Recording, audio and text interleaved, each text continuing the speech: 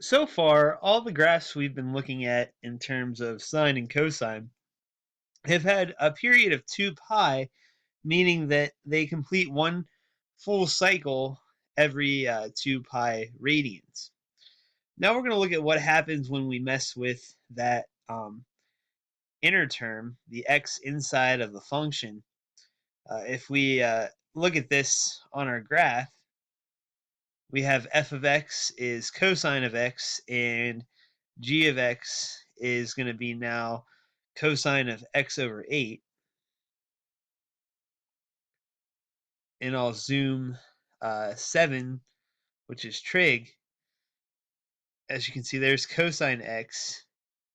When I divide by 8, notice how it increases the period by a large amount. So much so that we don't even see, even a fourth of a period. So let me bring up a better picture here so you can see. Notice how the graph of cosine x is in blue. It takes quite a bit of squeezing in to see kind of a general period of cosine of x over 8. So the actual formal definition of the period of a sine or cosine function is if we have a cosine of some number b times x, if that's our function,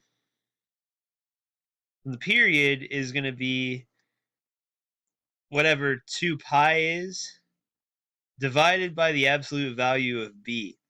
So in this case, the period ended up being whatever b is in this case, which would be 1/8 since we're dividing by 8. So the period in this case would be 2 pi divided by 1/8.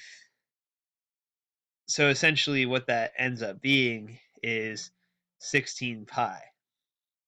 So a very lengthy period, 4 times what we would normally expect. So there's the period of my graph, and there's what the graph would look like. So based on that information, we were dividing by a number, and you saw what happened to the graph horizontally. See if you can go ahead and figure out now what would happen with sine of 4x to the original graph of sine of x.